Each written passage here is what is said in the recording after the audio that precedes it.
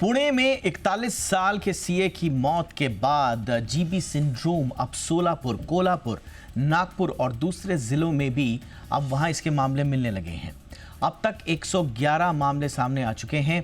Doctors ने सलाह दी है कि दूध, डेयरी प्रोडक्ट्स और चावल से दूर रहना है, साथ ही दूषित पानी नहीं पीना है। आखिर क्या है ये बीमारी? इसका डेयरी प्रोडक्ट्स के साथ क्या कनेक्शन है? विस्तार से आज बात करेंगे। मेरा नाम है दीपक डोभाल, आप देख रहे हैं आपकी खबर आपका फायदा। पहले ये रिपोर्ट देखिए, मैं लौट रहा हूं खास मेहमानों के साथ।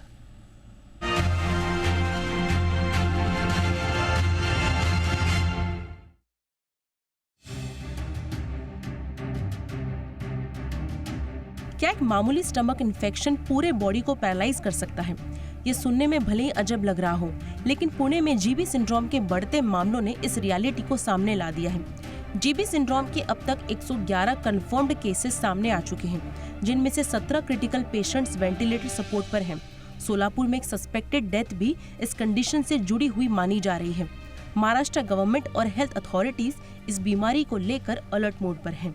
जीबी सिंड्रोम एक दुर्लभ लेकिन खतरनाक न्यूरोलॉजिकल बीमारी है, जिसमें शरीर की अपनी ही इम्यून सिस्टम नसों पर हमला करने लगती है, जिससे कमजोरी, झंझनाहट, यही नहीं पैरालिसिस जैसी स्थिति भी सामने आ सकती है। इस बीमारी का लिंक एक बैक्टीरिया कैंपिलोबैक्टर जेजुनी से है, जो दूषित भोजन और पानी के जरिए शरीर में फैलता है।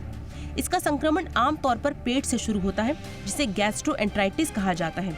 जीबी सिंड्रोम का मुख्य कारण अधपका या कच्चा मांस खाना, बिना उबला या दूषित पानी पीना, बिना उबला दूध और उससे बने प्रोडक्ट जैसे रॉ पनीर और चीज, गंदे बर्तनों या बिना हाथ धोए खाना खाना, साफ सफाई का ध्यान नहीं रखना मुख्य कारण है, जो जीबी सिंड्रोम के जोखिम को बढ़ा देते हैं। संक्रमण होने के बाद ये बैक्टीरिया आंतों की दीवार पर हमला करता है, जिससे डायरिया, बुखार, पेट दर्द और उल्टी जैसी समस्याएं होती हैं। कुछ मामलों में प्रतिरक्षा प्रणाली को भ्रमित कर देता है, जिससे प्रतिरक्षा प्रणाली शरीर की अपनी नसों पर ही हमला कर देता है, जिसके बाद ये जीबी सिंड्रोम का रूप ले लेता है। सबसे ज्यादा जोखिम किन लोगों को है, इसे भी जान लीजिए। जिनकी इम्यूनिटी कमजोर है, साथ ही डायबिटीज, कैंसर या किसी बड़ी सर्जरी के बाद इसका खतरा बढ़ जाता है। यही नहीं, जिनका हाल ही में कोई वायरल या बैक्टीरियल संक्रमण हुआ है, इसके साथ बच्चे और बुजुर्गों को इससे ज्यादा खतरा है।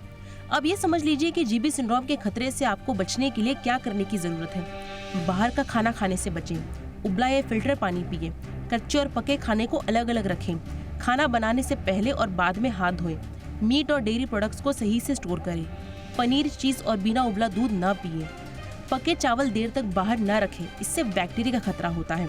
विटामिन सी, जिंक और प्रोटीन युक्त आहार लें। जीबी सिंड्रोम के बढ़ते मामलों पर महाराष्ट्र के स्वास्थ्य मंत्री प्रकाश आंबेडकर ने चिंता जताई है। उन्होंने कहा कि सरकार ने विशेषज्ञ डॉक्टरों की एक टीम गठित की है, जो इस पर शोध कर रही है कि इतने बड़े पैमाने पर मामले क्यों बढ़ रहे हैं। जीबी सिंड्रोम के बढ़ते मामलों पर लगाम लगाने के लिए सफाई अभियान चलाए जा रहे हैं, साथ ही खाने की गुणवत्ता पर कड़ी निगरानी रखी जा रही है। ब्यूरो रिपोर्ट, जी मीडिया। बहुत ही खास मेहमान इस वक्त हमारे साथ जुड़ चुके हैं। स्वागत करते हैं डॉक्टर अमित द्रविड़ का, इन्फेक्शन डिजीज स्पेशलिस्ट हैं पूना हॉस्पिटल के। और डॉक्टर द्रविड़ वो डॉक्टर हैं जिन्होंने शुरुआती जो इसके आउटब्रेक्स हुए थे, तो जब पेशेंट आए थे तो उनको हैंडल किया था। बहुत बहुत स्वागत है डॉक्टर द्रविड़ आपका हमारे शो पे। हमारे साथ हैं doctor Neeraj Jain, professor in HOD neurology, came hospital से। बहुत बहुत स्वागत है डॉक्टर जैन आपका हमारे शो पे। और हमारे साथ हैं डॉक्टर समीर भाटी, जाने माने public health expert. Doctor Bhati, आपका भी बहुत बहुत स्वागत है। डॉक्टर द्रविड़, कैसा अभी स्थिति है सर वहाँ पे? और पिछली बार जब आपसे बातचीत हुई थी तो हम लोग एक कम से कम आश्वस्त ज़रूर हुए थे कि शायद ये एक जोग्राफिकल एरिया में कंटेन्ड होके रहेगा, वहाँ से नहीं फैलेगा, लेकिन अभी कुछ और पॉकेट्स से वहाँ से कुछ मामले सामने आए हैं। तो क्या स्थिति है सर वहाँ अभी?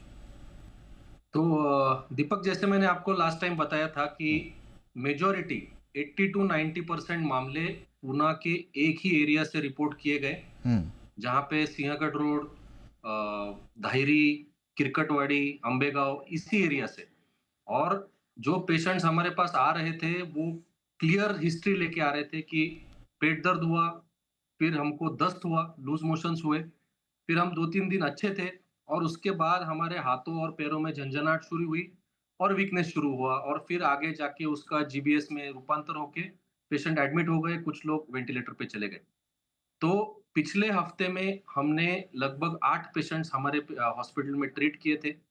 8 के 8 पेशेंट जो है अभी आईसीयू के बाहर है और वो अभी घर जाने की स्थिति में है।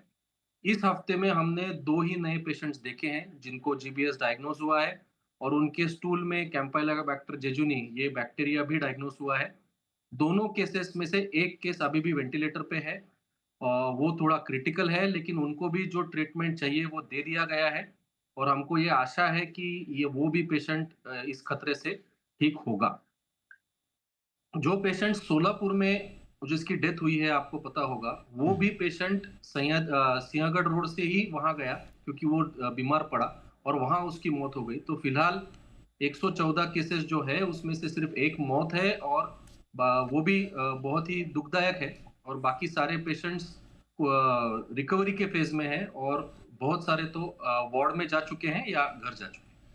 Alright sir, but last time sir जैसा आपने एक्सप्लेन किया था कि एक पर्टिकुलर पॉकेट और वहाँ पर आपने वाटर का क्लोरिफिकेशन नहीं होना, कुछ अनहेल्दी फूड हैबिट्स वगैरह, इस पे क्या सर अभी कुछ और नए निष्कर्ष पर आप लोग पहुँचे हैं कि ये पानी से हो रहा है, दूषित खाने से हो रहा है, या कोई ऐसी चीज़ है जो कि कम्युनिटी में अवेलेबल है और उसकी वजह से कुछ कंटामिनेशन की वजह से कोई इन्फेक्शन ट्रिगर हो रहा है? जैसा मैंने पहले भी बताया था कि हमको पहले से इस पे ध्यान था कि शायद ये दूषित पानी से हो रहा है और अभी पुणे म्युनिसिपल कॉर्पोरेशन ने वॉर फुटिंग पे सारे वाटर सोर्सेस को क्लोरिनेशन करना चालू कर दिया है। नॉट जस्ट पीएमसी वाटर, जो टैंकर का पानी बहुत सारे इस फ्रिंज विलेजेस को आता है या बोरिंग का पानी इन विलेजेस को आता है या इवन कुएं का पानी कुछ सोसाइटीज को सप्लाई होता है। वहां पे जो पानी के सैंपल्स टेस्ट किए गए हैं उनके रिपोर्ट अभी तक आए नहीं, लेकिन इवन पीएमसी के अथॉरिटीज को लगता है कि शायद वो कंटेमिनेटेड है और वॉर फुटिंग पे क्लोरिनेशन चल रहा है। तो मुझे लगता है कि even government agrees with us कि majority of the cases are because of water contamination और पानी के लिए इसलिए वॉर फुटिंग पे क्लोरिनेशन हो रहा है। खाना और रॉ मिल्क इसका चांस मुझे कम लगता है क्योंकि 114 मामले हमारे पास आ गए हैं। इतने सारे पेशेंट्स ने कच्चा दूध पिया होगा, इसका मुझे थोड़ा सा रिस्क कम लगता है और खाने से भी अगर हुआ होता तो वो पुणे वाइड होता, सिर्फ एक पर्टिकुलर ज्योग्राफिकल एरिया में वो सीमित नहीं रहता। तो ये पानी से निकला हुआ कैम्पेलोबैक्टर जेजुनी है जो ये कॉज कर रहा है। ऐसे निष्कर्ष पे हम भी और इवन पब्लिक हेल्थ अथॉरिटीज जो पुणे में है वो पहुंची। ऑलराइट सर, बट इसी बीच जो कुछ हेल्थ एक्सपर्ट्स हैं उनकी तरफ से एक एडवाइजरी आई है कि improperly cooked food like paneer, cheese और राइस को लेकर भी है। मैं डॉक्टर नीरज जैन सर के पास चलूँगा। डॉक्टर जैन सर, ये वाला क्या कनेक्शन है कि पनीर न खाएं, ख़ास तौर से अंडर कुक्ड, चीज़ न खाएं, राइस न खाएं, इसका क्या कनेक्शन है सर? देखिए, मैं आपको ये बात ध्यान में लाना चाहूँगा कि ये जो जीबीएस जो है वो एक डायरेक्ट इन्फेक्शन नहीं होता है। ये एक नसों की बीमारी होती है जो कि हमारी जो बॉडी की इम्यूनिटी है वो वायरल या बैक्टीरियल इन्फेक्शन के बाद में उसके अगेंस्ट जो इम्यूनिटी डेवलप होती है वही अपनी नर्व्स को डैमेज कर देती है। तो ये एक डायरेक्ट इन्फेक्शन से रिलेटेड सिंड्रोम नहीं होता है। अभी कंटेमिनेटेड जो वाटर है या फिर फूड आइटम्स हैं, अब कई तरह के बैक्टीरिया और वायरसेस जो है कंटेमिनेटेड वाटर में या फूड में आ जाते हैं। तो ऐसा स्पेसिफिक कनेक्शन वो पर्टिकुलर आइटम से नहीं है। कंटेमिनेटेड वाटर, फूड या फिर कंटेमिनेटेड सर्फेसेस, उनसे भी ये इन्फेक्शन हो सकता है। इन्फेक्शन यूजुअली हिस्ट्री मतलब पेशेंट के प्रेजेंटेशन के पहले अराउंड 4 to 6 वीक्स पहले इन्फेक्शन हुआ रहता है और उसके अगेंस्ट इम्यूनिटी वो 4 हफ्ते में बनती है और उसकी वजह से नर्व्स डैमेज हो जाती हैं। ये जो इन्फेक्शन के जो स्वरूप होते हैं वो अलग अलग होते हैं और कई पेशेंट्स जो हैं अलग अलग स्वरूपों में प्रेजेंट करते हैं। जैसे किसी को हाथ पैर में वीकनेस या झुंझुनाहट हो सकती है या फिर हाथ पैर में वीकनेस हो सकती है, नीचे बैठ के खड़े होने में परेशानी हो सकती है, किसी को सिर्फ स्वेलोइंग में प्रॉब्लम हो सकता है। तो ये कई तरह के स्वरूप में प्रेजेंट करता है और ये बीमारी ऑलरेडी नोन है। हम रेगुलरली ये सारे हॉस्पिटलों में देखते हैं, न्यूरोलॉजिस्ट और critical care specialist and physicians. और इस बीमारी बीमारी का एक ये है, मतलब फ़ायदा है कि ये ट्रीटेबल है। किसी किसी पेशेंट में सीरियस होता है, लेकिन अधिकतर पेशेंट्स इम्प्रूव हो जाते हैं। तो डायरेक्ट पनीर या कुछ स्पेसिफिक फूड से कनेक्शन थोड़ा डिफिकल्ट है। ऑल राइट, तो आप कह रहे हैं कि डायरेक्ट ये जो एडवाइजरीज दी जा रही हैं कि पनीर और मिल्क एंड ऑल, ये इसका डायरेक्ट कोई कनेक्शन नहीं है, बट क्योंकि ये कैरी फॉरवर्ड हो सकता है। इन जनरल कोई भी इन्फेक्शन के बाद ये ट्रिगर हो सकता है। हाँ, ओके सर। मैं थोड़ा इससे पहले कि मैं डॉक्टर भाटी के पास जाऊं, मैं डॉक्टर द्रविड़ के पास आना चाहूँगा। डॉक्टर द्रविड़, हम क्या ये माने कि ये पर्टिकुलर जो जिस इलाके में इसका प्रेवलेंस है, ये सिर्फ वहीं के लोगों के लिए कच्चा दूध, अनकुक्ड फूड का परहेज है सर, या इन जनरल सबके लिए है?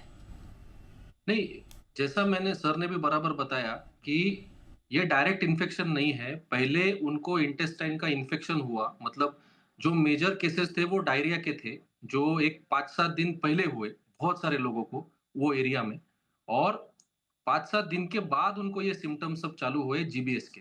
तो जब देखा गया कि अगर 114 जीबीएस के केसेस है, तो जो जनरल प्रैक्टिशनर्स हैं उस एरिया के, उन्होंने हजारों के केसेस में डायरिया के केसेस रिपोर्ट किए थे।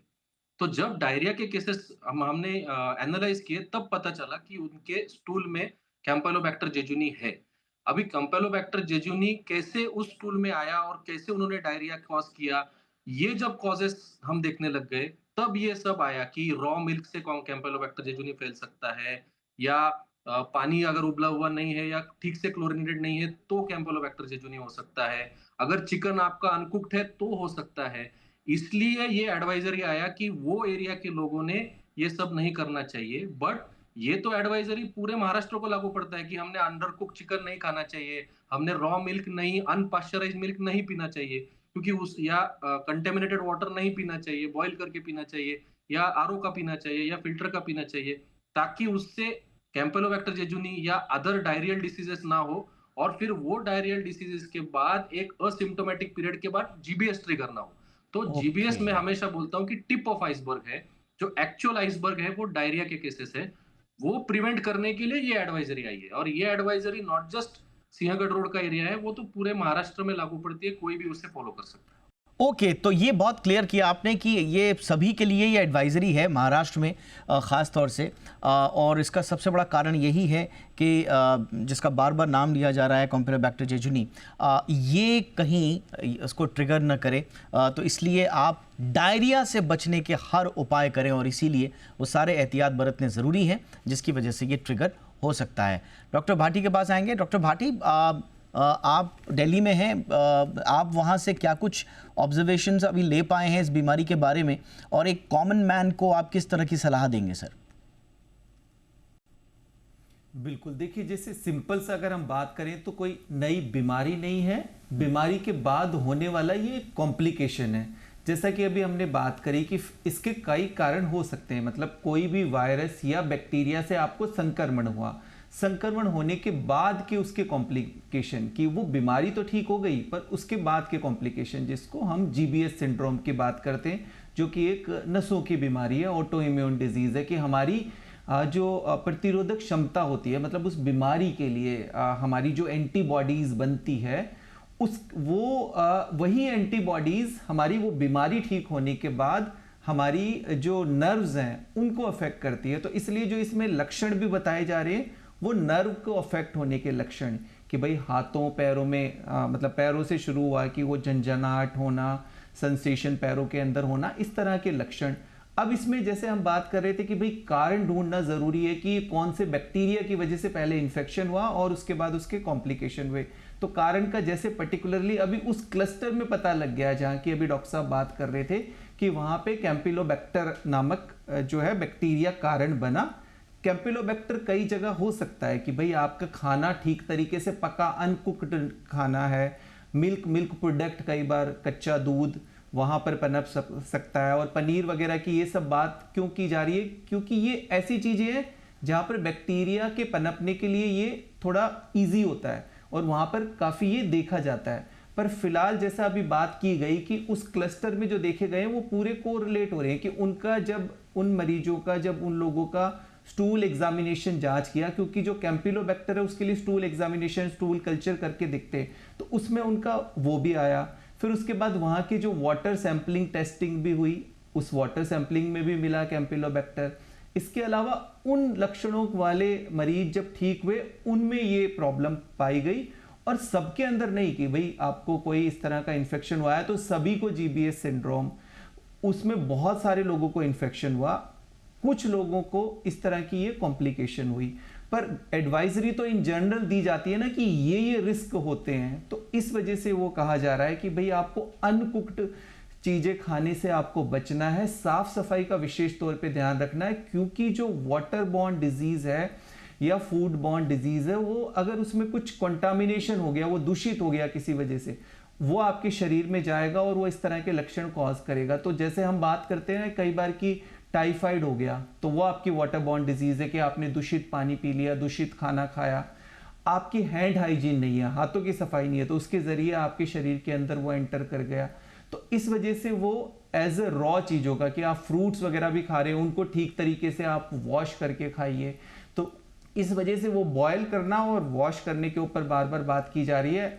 दूसरा इस वजह से कि क्योंकि पानी से वहाँ ज़्यादातर देखा जा रहा है, तो पानी को आपको बॉयल करके पीना है। पानी आप बाहर भी जब कैरी कर रहे हैं, ट्रैवल कर रहे हैं, तो फिर उसको बॉयल करके लेके जाइए। तो ये इन जनरल एडवाइजरी है, ताकि ये हर जगह के लिए, खाली ऐसा नहीं है कि महाराष्ट्र के लिए, हर जगह के लिए, ताकि आप इस तरह की वाटर बॉर्न डिजीज को, hepatitis A, typhoid, hepatitis E, इन सब से अपने आप को प्रोटेक्ट कर सके। क्योंकि जो ये प्रॉब्लम देखी जा रही है जीबीएस सिंड्रोम, ये इस तरह के इन्फेक्शन के बाद के फर्दर आने वाले कॉम्प्लिकेशन है। और दूसरा सबसे ज्यादा क्यों बार बार इस बारे में बात की जा रही है, देखिए गवर्नमेंट के स्तर पे जो काम हो रहा है वो तो हो ही रहा है, वो आइडेंटिफाई करके रूट कॉज और उसको वहां पर ही कंटेंट कर रहे हैं। पर व्यक्तिगत तौर पे जिस तरह से हम बात कर रहे हैं कि यहाँ पर हम लोगों को डेफिनेटली साफ सफाई का ध्यान रखना है, कच्ची चीजें बॉयल करके, कुल मिला के बात यह है कि इन्फेक्शन नहीं होने देना है, क्योंकि इन्फेक्शन होगा तभी पोस्ट इन्फेक्शन कॉम्प्लिकेशंस होंगे।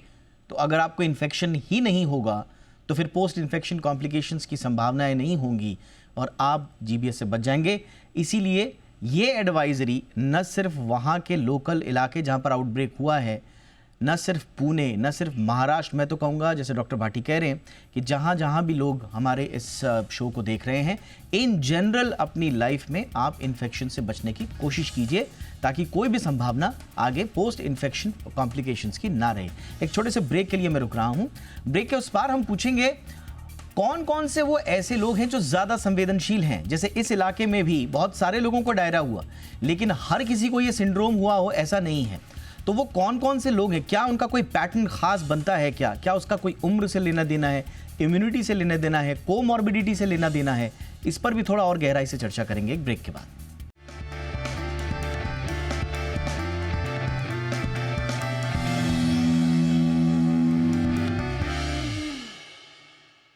ब्रेक के बाद आपका स्वागत है। डॉक्टर द्रविड़, आपके पास आना चाहेंगे सर। आप थोड़ा सा ये समझाएं सर कि जैसा आपने कहा कि ये कैंपिलोबैक्टर जो है, ये सर ये पहले से हमारे अंदर होता है, या जैसा अभी बताया गया कि वाटर सैंपल्स में भी है, तो ये कंटामिनेटेड वाटर से या कंटामिनेटेड फूड से आता है, ये ऑलरेडी हमारे अंदर होता है, ये आता कैसे है सर, इसका ओरिजिन क्या है? जेजुनी जो बैक्टीरिया फिलहाल चर्चा में है कि वो एक ट्रिगर है जीबीएस के लिए, वो नॉर्मली पशुओं के आतड़े में होता है।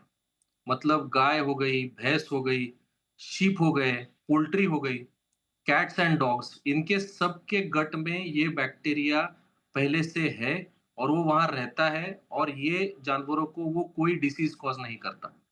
जब उनका जो पैखाना होता है, चाहे उसको हम सीवेज बोलते हैं, वो जब अपने पानी के सोर्सेस में मिक्स हो जाता है और वो हम पानी पीते हैं, या वो जो पानी यूज होता है वो कंटेमिनेट होता है, या फूड होता है वो कंटेमिनेट होता है, तब वो हमारे गट में जाता है, तब वो डायरिया कॉज करता है।